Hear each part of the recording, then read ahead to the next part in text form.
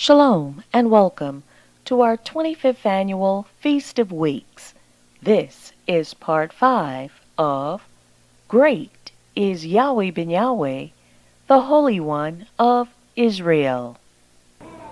Ever increasing wealth is yours when you keep this law right here of your own free will.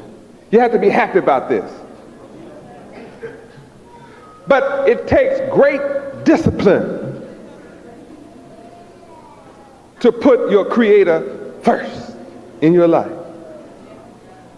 Yes, it does take great discipline because you're not used to doing it. Now, people who don't hear my message simply are not blessed by my message. But once you encounter me and begin to put into practice what I teach, you have ever increasing wealth. I said ever increasing wealth. Your wealth cannot remain static. It's impossible with what I teach. When you enter my school and take my yoke upon you and learn of me, and put into practice, putting Yahweh first, you have ever increasing wealth. When does it start? Right now. How many of you believe what I teach? How many of you are practicing what I teach? And how many of you have ever increasing wealth? How many of you find it's impossible to ever be broke again in your life?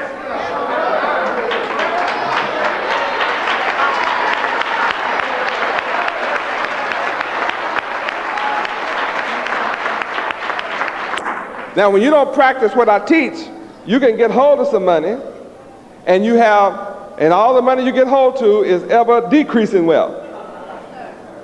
You keep coming and getting it until what happened? It's all gone.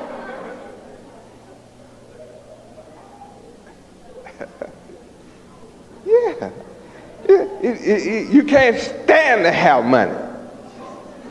It drives you nuts. Without Yahweh first in your life, money, knowing you have some money on hand, drives you back. I mean, you just keep going to the bank until it's gone. And when you don't practice what I teach, you forget to keep adding to it. And when you forget to add to it, your life begins to fall apart. Next thing you know, you'll be without a job and can't increase the good of your circumstances.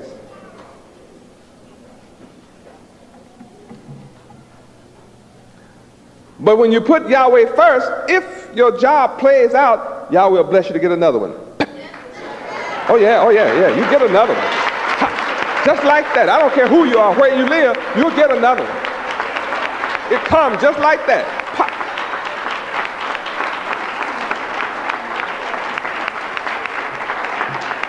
Why? Because if you ask anything in my name, I will give it to you.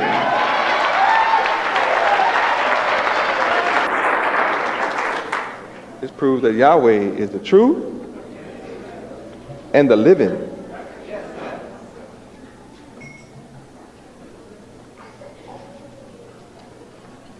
To those who don't know Yahweh, this sounds like a great mystery. Sure it is. Deuteronomy 16:10. I'm teaching you how to be blessed. And how many understand that when you give to Yahweh, you can't ask for it back?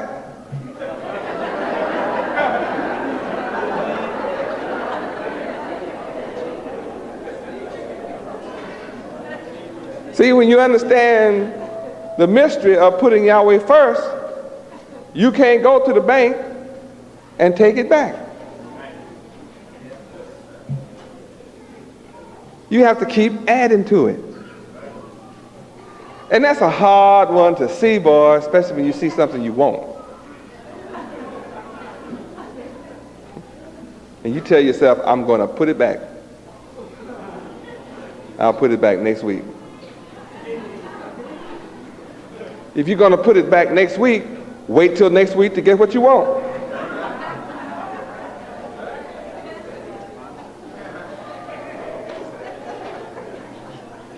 I busted that one, didn't I?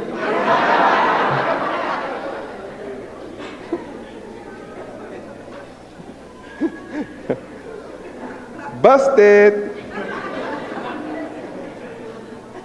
You were trying to chill out in your house, you got busted.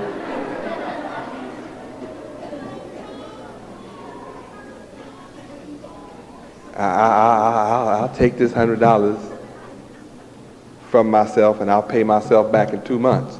Wait 2 months.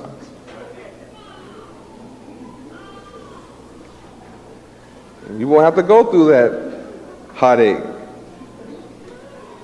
that pain. But see, you still got to keep doing what you're supposed to been doing. So don't try to play no game. I don't understand you going into your bank, taking out what you put there for your posterity.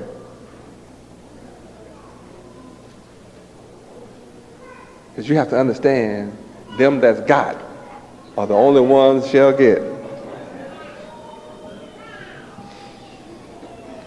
In order to prime the pump to get water, you must first have water.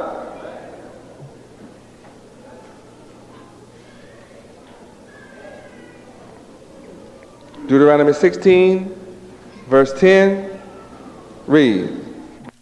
And thou shalt keep the feast of weeks unto the Lord Yahweh thy God, with a tribute of a freewill offering of thine hand, which thou shalt give unto the Lord Yahweh thy God, according as the Lord Yahweh thy God hath blessed thee. Yahweh is not asking you to give from something he has not blessed you with.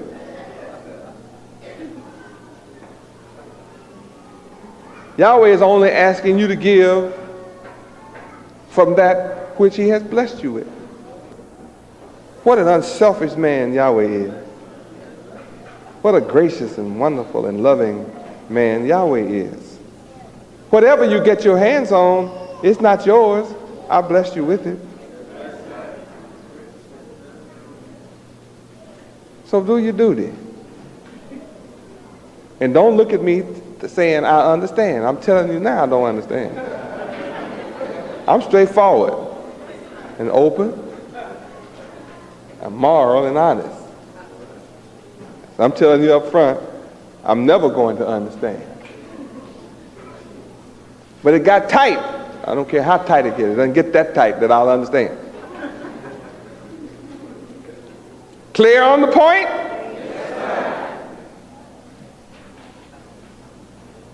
You must keep the Feast of Weeks unto Yahweh. And you must give a free will offering. If you don't want to give it, I suggest that you don't, because I don't want it. It can't curse me, but it won't bless you.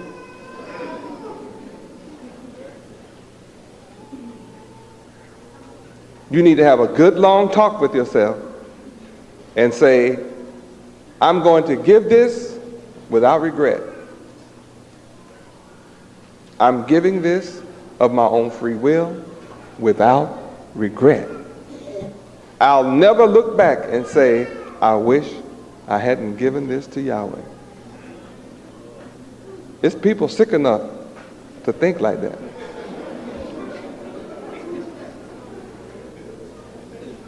Yes, even you admit they have to be sick. Because imagine someone saying, I wish I hadn't given that money to Yahweh. Wow, look what I would have.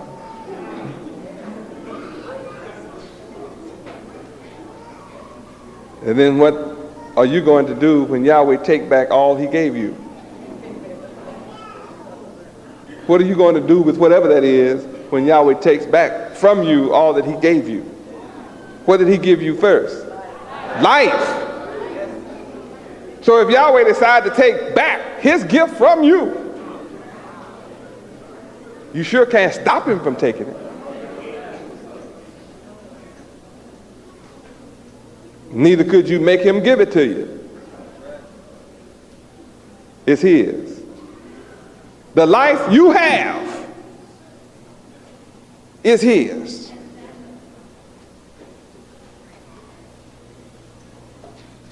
The L in you is his.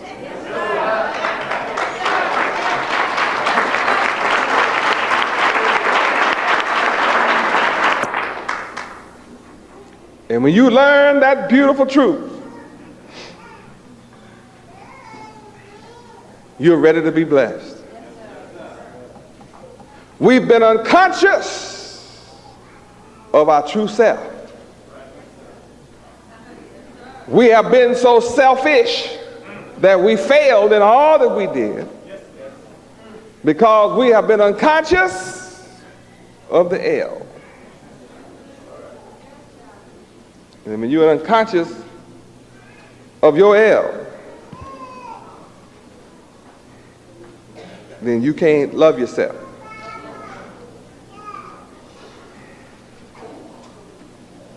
Now I'm going to remember to turn something over to you. In this city, they've been coming against me locally. They don't let you know anything about this outside of Miami.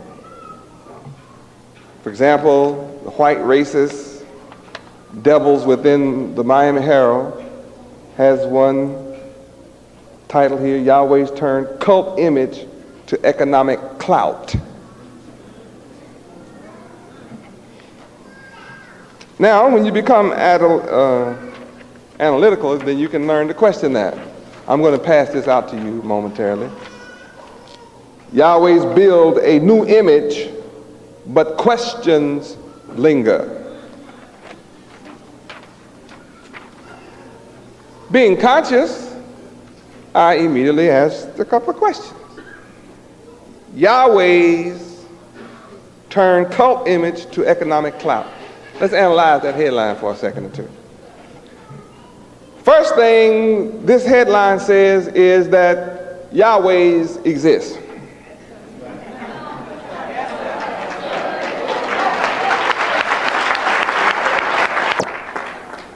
That's the first fact. There is no denial about Yahweh's existence. None. Nowhere in the article is there denial about Yahweh's existence. Now it says Yahweh's turned cult image. Question.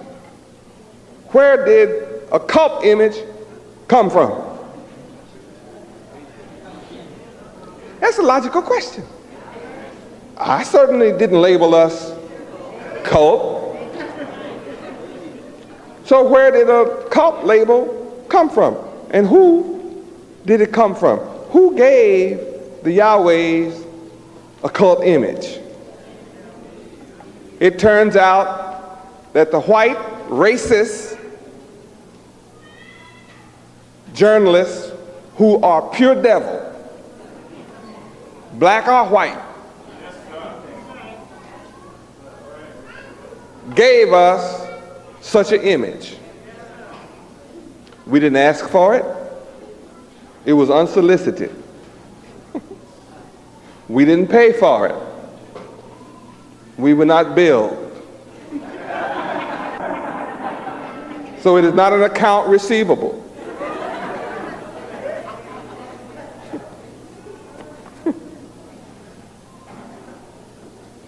It means that the media label the Yahwehs a cult, but since Yahwehs have turned it, it means that my power and ability to turn what they labeled us as, my power is greater than theirs.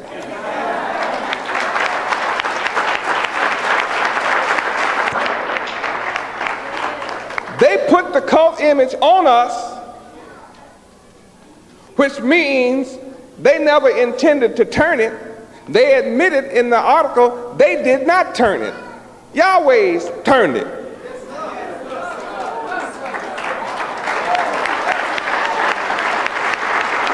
This means that evil, wicked white people in the Miami Herald, their ability to smear us is not as great as our ability to turn the smear into the most powerful thing the world knows: economic clout.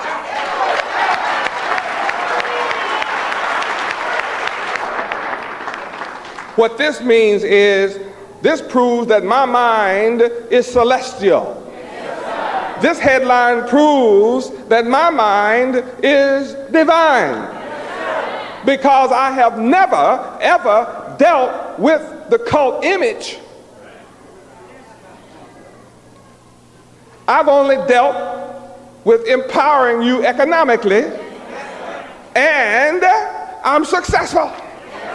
I have actually turned it successfully with all of white people's opposition. It's self-evident. The testimony is clear. And all conscious people read that, just like I'm showing it to you. All conscious people. Only unconscious Negroes and unconscious colored people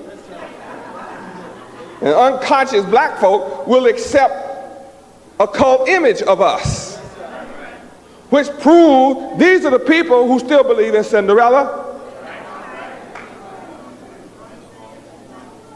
and Little Red Riding Hood.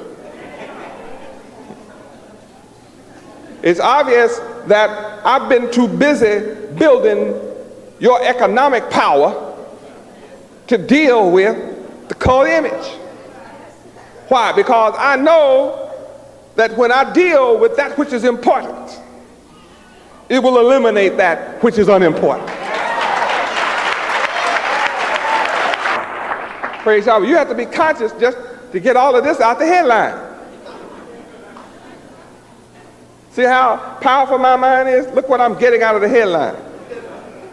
And I didn't just take an intangible. See, a cult image is an intangible.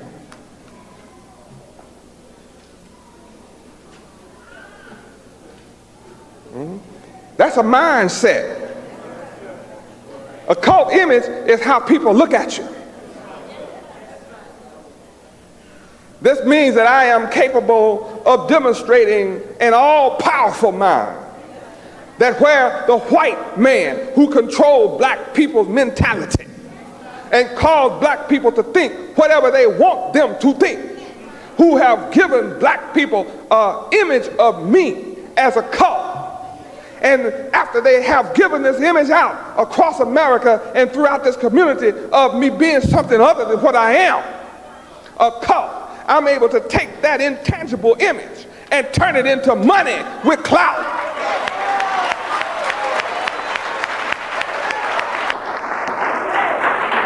Only the creator, the sovereign of all things, only the one who causes all things to exist, has the power to take an intangible and make it tangible.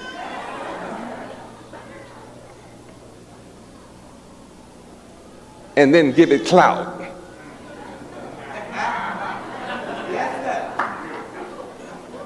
All of that's just in the headline.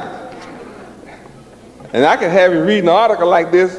If I gave you the understanding, you'd be here till early in the morning. Welcome to Feast of Weeks 1990, where we're learning the responsibility of the first fruits. We, the so-called blacks of America that are under my jurisdiction, under my teachings, you are the first fruits. To properly celebrate the Feast of Weeks, we must sow our seeds of morality. We must sow our seeds of morality. And when you think of a seed being planted, you know the harvest comes later.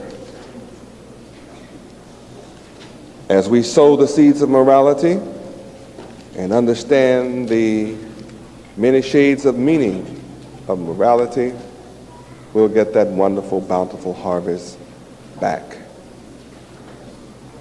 And though your enemies and my enemies rise up and attempt to put a cloud over our morality,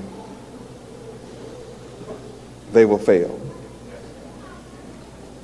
All we have to do is just continue being moral. And eventually, all people will see our blossoming morality. In order to properly celebrate the Feast of Weeks, we must continually sow our seeds of perfection. Continuously. You are moral. You are a moral people. I'm not concerned about those who sit and say, well, I'm not moral. Well, I'm not talking to you.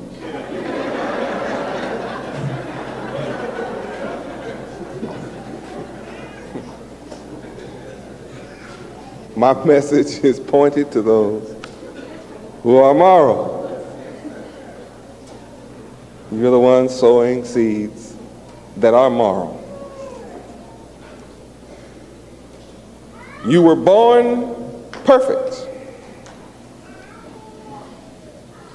And if you have not been sowing perfect seeds, I have a basket full. And I'm willing to share my perfect seeds with you and give them to you. And then you can say, well, now I can sow my perfect seeds because they are yours. Yahweh is perfect. And as his children, you too are perfect. Now all you need to do is learn what perfection is. Learn all of the colors and shades of perfection. Accept these as your natural characteristics. Put them into practice and be perfect. It's easy. Being perfect is a lot of fun. Being perfect is a great joy. It really is.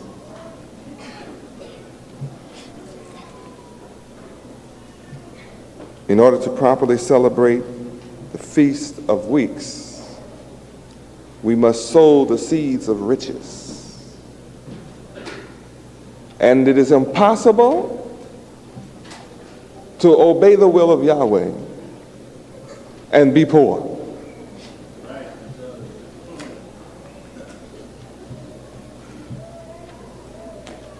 I repeat, it is impossible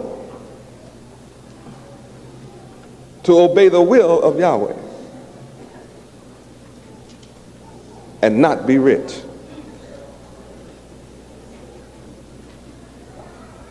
And what's so wonderful about Yahweh is he blesses us with ever increasing riches. Ever increasing riches. Forever. when we obey his will. And this means we do not make excuses to keep from obeying the will of Yahweh.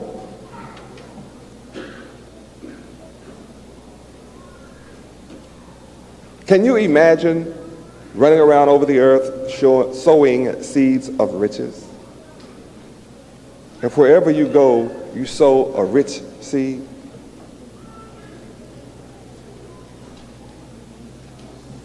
Some of us are learning how to rear our children properly.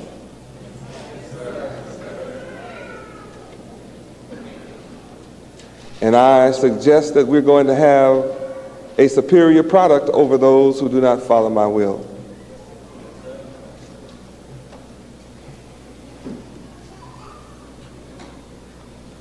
And we're going to see an even brighter Yahweh University student product because of what I'm teaching. An even greater product.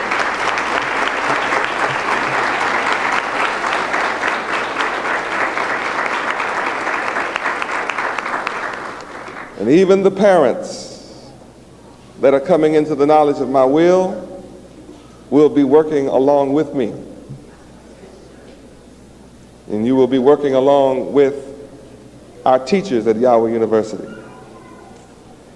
on how to bring about a perfect product in Yahweh University student body. And it's just going to pass down and go on and on. And we will be bringing forth a perfect society. We are about to bring about perfect children as a result of this Feast of Weeks.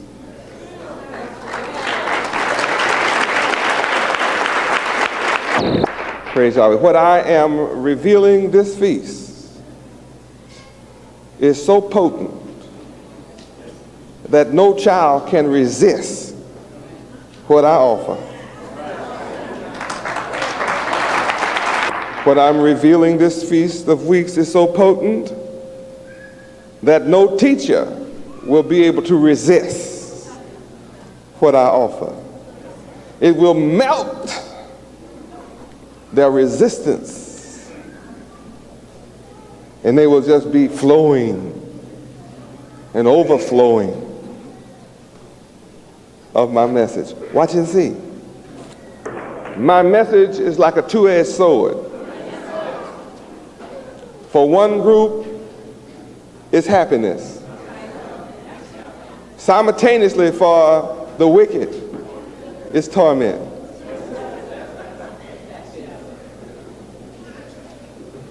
Yes, imagine for a moment how my enemies react to me teaching you how to properly celebrate Feast of Weeks. Imagine what it does to my enemies to teach you the responsibility of you as the first fruits in properly celebrating the Feast of Weeks, and to discover that I'm teaching you to sow seeds of morality. Can you imagine the consternation of my enemies? Saying, "Drats, I've been defeated again. Look what he's doing to my possession. He's teaching them to be good. And not only is he saying be good, he's teaching them how to be good." This concludes part 5 of Great is Yahweh ben Yahweh, the Holy One of Israel.